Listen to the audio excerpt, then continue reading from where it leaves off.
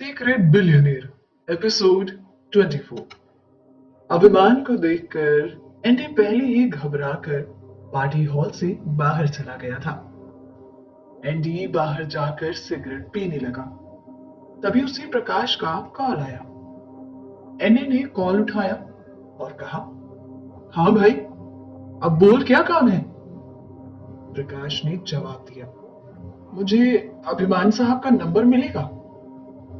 Andy ने जवाब दिया, तुझे अभिमान से क्या काम है?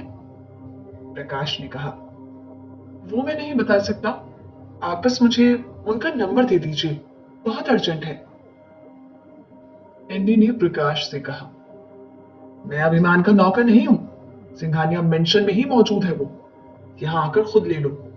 गेट पर मेरा नाम ले लेना, वरना अंदर एंट्री नहीं मिलेगी। इतना कहकर एंडी ने फोन काट दिया। प्रकाश सीधा सिंघानिया मेंशन के लिए निकल गया। सिंघानिया मेंशन में अचानक से एक लड़की के आने से हंगामा हो गया है। वो लड़की शालिनी है, जिसका कहना है कि अभिमान ने उसे प्रेग्नेंट किया है। शालिनी की बात सुनकर अभिमान ने कहा, शालिनी, ये क्या बकवास है?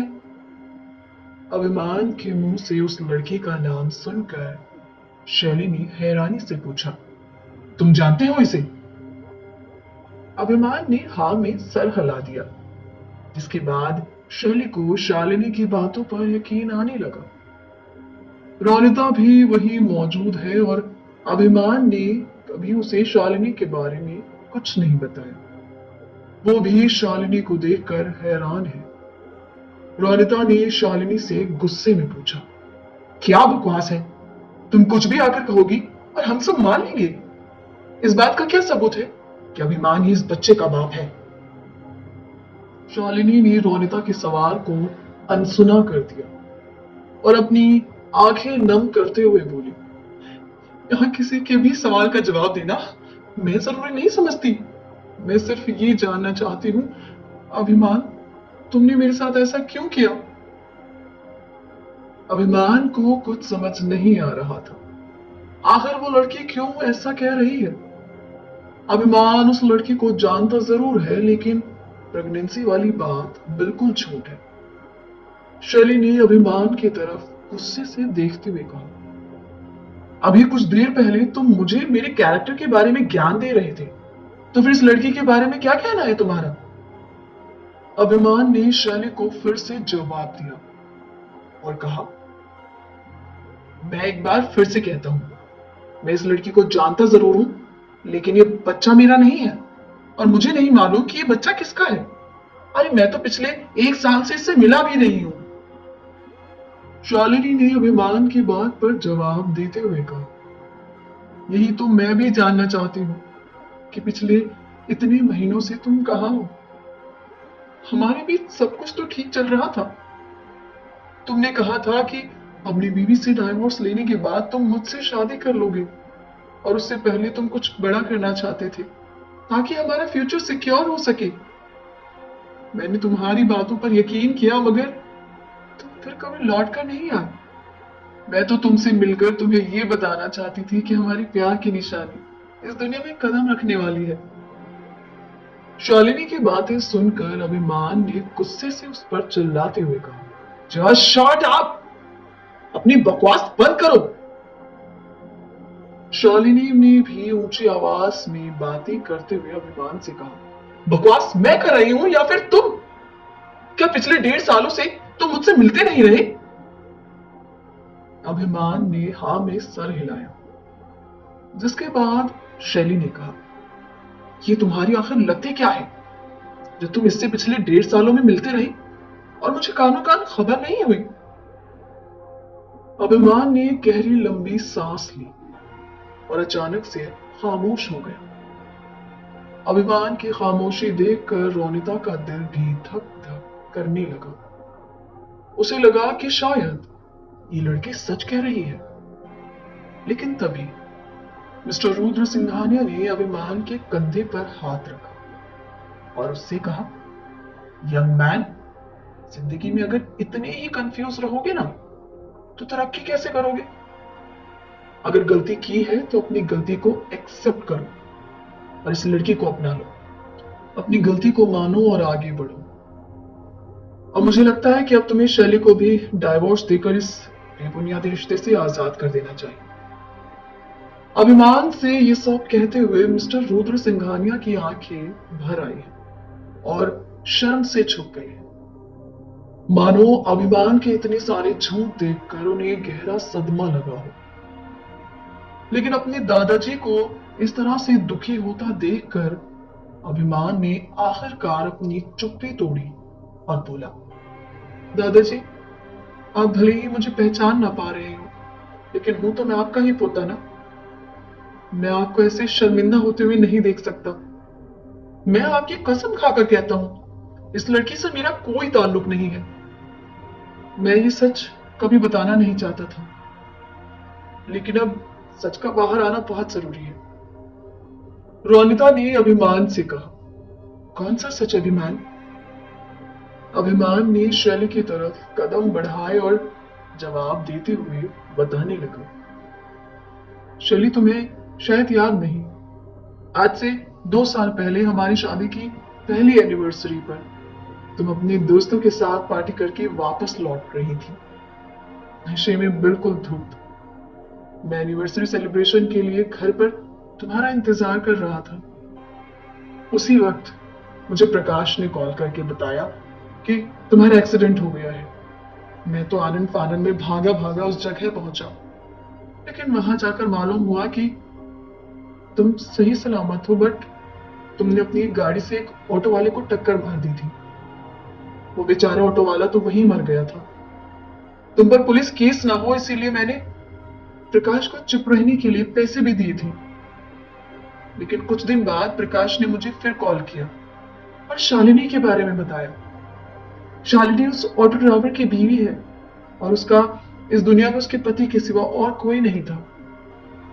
पति की मौत के बाद तो शालिनी बिल्कुल अकेली हो गई। उसके खाने का खर्चा उठाने तक के लिए मोहताज हो गई। मुझसे ये सब बिल्कुल भी देखा न गया। अभिमान की बातें सुनकर शैली को वो दिन याद आ गए और वो फूट फूट कर रोने लगी। अभिमान ने आगे कहा, बस उस दिन के बाद से मैं साल में 1 या 2 बार शालिनी से मिलने जाता था। उसे खर्च के लिए पैसे भी दिया करता था। अरे, मैं तो शालिनी को अपनी बहनों जैसी मानता हूं। प्रकाश को भी मैं उसके मुंह बंद करने के लिए पैसे दिया करता था।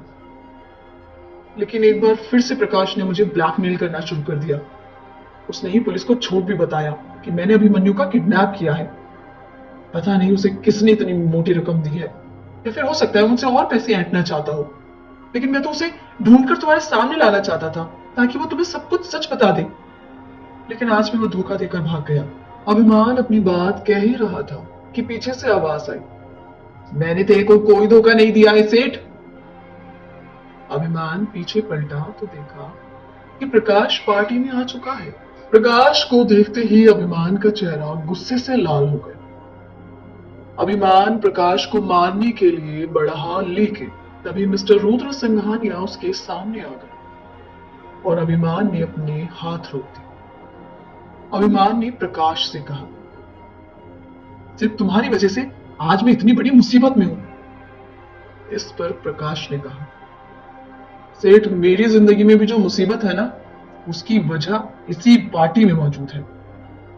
प्रकाश के मुंह से यह सुनकर शैली ने अपने कदम आगे बढ़ाए और कहा, साफ साफ क्यों नहीं कहते कि अभिमान ने ही हम सबके साथ साथ तुम्हारी जिंदगी को भी टेरिबल कर दिया है। तुम्हें डरने की कोई जरूरत नहीं है। सबके सामने बताओ, क्या अभिमान ने ही अभिमन्यु का किडनैप किया था? प्रकाश ने अभिमान की तरफ देखते हुए कहा, बिल्कुल सही कहा आपने। जब से ये आदमी मुझसे मिला है, मेरी जिंदगी का तो भरता ही बन चुका है। मिस्टर रुद्र सिंघानिया ने आगे बढ़कर प्रकाश से पूछा कि वो पार्टी में क्यों आया है और क्या अभिमान ने अभिमन्यु का किडनैप कराया था। जिसके जवाब में प्रकाश ने कहा, अभिमान सच कह रहा है साहब। इस लड़की के साथ अभिमान का कोई ताल्लुक नहीं है। जो कुछ भी इस लड़की ने बताया सब कुछ गलत है। अभिमान साहब, बिल्कुल सच कह रहे हैं। इन्हीं की सच्चाई बताने के लिए आज मैं यहाँ इस पार्टी में मौजूद हूँ। प्रकाश शैली की तरफ बढ़ा और उसने कहा, ये मैडम उस दिन पता नहीं किस चीज के नशे में थी, एक जिंदा आदमी को अपनी गाड़ी से ही उड़ा दिया और इन्हें कानों कान खबर नहीं हुई। सिर्फ और सिर्फ अभिमान सेठ की वजह से बच पाई हो आप। ये सुनकर शैली हैरान रह गई। शैली को आज तक ये नहीं मालूम था कि उसकी गाड़ी से कोई आदमी टकराकर मर गया था। शैली ने अभिमान की तरफ देखा।